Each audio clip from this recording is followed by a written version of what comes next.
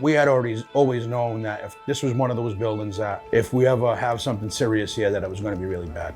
We did also get a call. It's going to be for the Gabriel House. Complainant is screaming that there is fire.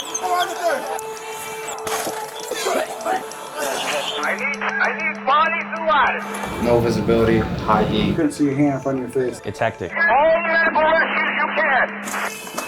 It was, imagine like pulling like a marshmallow through like a straw. The windows weren't made for people to come out, especially people like the ones that were living there.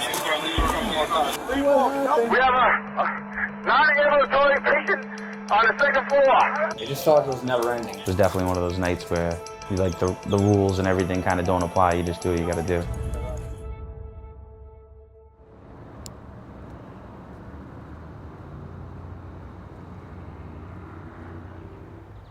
When you say you're from Fall River, well, you know you've come up in a tough way. If it's just a blue-collar, hard-nosed city. This evening now, we're reminded to pray for the souls of those who lost their lives in the Gabriel House fire. May their soul and the souls of the faithful departed, to the mercy of God, rest in peace. Amen.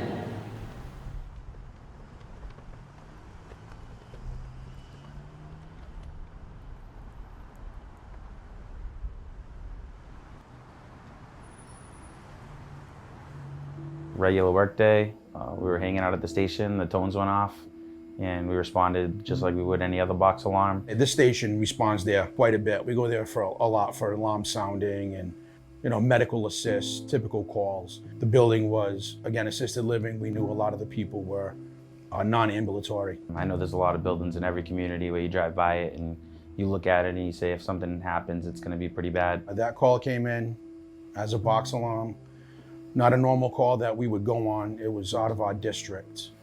The district chief on that call had showed up and said he had heavy fire. He called for another pump and another ladder. He then called and said he had fire everywhere. He was doing evacuations and rescues and to send everybody, which means every piece in the city. So we knew right off the jump it was going to be bad. I need bodies and ladders. Get in front of the building, come down. Knowing the occupancy too, when you turn the corner and you don't see anybody outside that have evacuated themselves, that kind of throws you into a different gear too, because you know there's obviously people inside that needed your help. Normally in a situation like that, like a box alarm or whatever, you hear the alarm, people are supposed to leave the building. They have meetup points where they're assigned to go to if there is an emergency, and there was nobody outside. Your first arrival was so chaotic.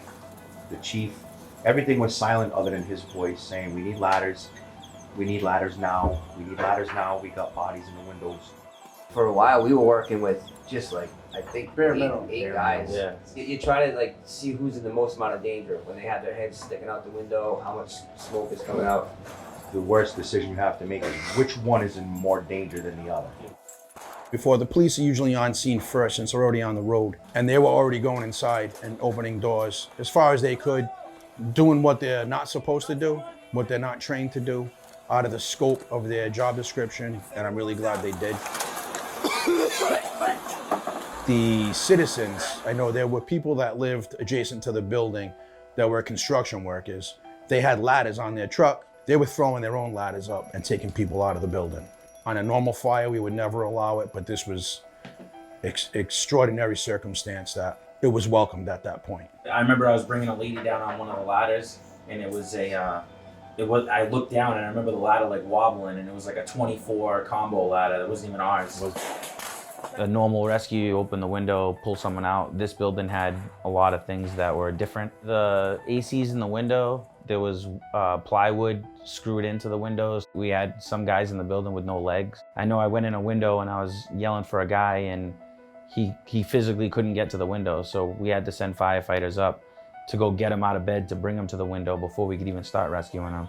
I mean, just think about dead weight. If your friend drops and you try to carry your friend, now imagine 70 of those people or 69 of those people. Yeah. So I had a guy, Division 2 D side, came out in an electric wheelchair.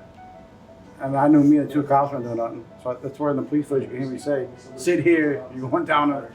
And I told the two cops in the back, I said, just watch his arms, make sure he doesn't hook a banister. This is gonna suck. I wanna get my sked. We're putting you on a sked. You're going down like You're gonna lay down like a toboggan. I told him it's not gonna be fun. I rode him down the second floor, first floor, over the LDH, and into the fucking parking lot where car 3 was. In the sketch? Yeah, that's good. Initially, it was by the windows, and then once the fire was under control and we had the manpower, we started going door to door. The problem with the hallways on the second and third division is they were so charged with smoke all the way down to the ground. You couldn't see. I could just hear people calling for help. I did what I could because I had no gear on. I went in, no gear, no tank. I didn't have time. Because you could hear the screams. I just couldn't sit outside, you know? Help him get him down. Hello? Hold on to me and the railing, okay? The biggest thing with this is the physical exhaustion. We got one more on the third. Danger going up and down a ladder to a third floor. Carrying somebody down a ladder from a third floor. We're doing things that require 4 men with 2 men. District Chief Cabral was kind of yelling at the guys like, you know, we need 120%. This is what we do, guys. This is what we train for. And I just remember saying to myself in my head, like, I kept saying one more. One more. You know, this is what we train for. And then, you know, I said to myself, like, actually, Chief, this is not what we trained for because we never had something like this. You know? It just felt like it was never ending. You know? We 100% expected the death toll to be a lot higher than it was.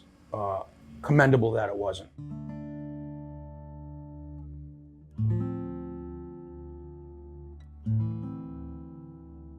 It's heartbreaking. It's tough. It's a tough pill to swallow. It's heartbreaking, yeah. You put in all that effort, and then just to find out. I've had a heavy chest all week. I actually had to ignore everybody on my phone. Yeah. For like a good 3 days. I didn't answer the phone to anybody but these guys. Yeah, see. Just because it's tough to relate with people that are not in the fire service and what these guys have seen, what we did, you know? I think a single person here thinks themselves as a hero. We just sit here and we think about Another job. if we would have Another job we had to do. climbed the ladder a little faster, if we would have kicked that door in a little quicker, maybe there would have been one more, one less. Probably the first time I've seen dead people on a call at a fire anyway. It was probably the hardest I've worked in my life, as far as everyone else and all my brothers. People's lives are on the line, you really find out what being tired is.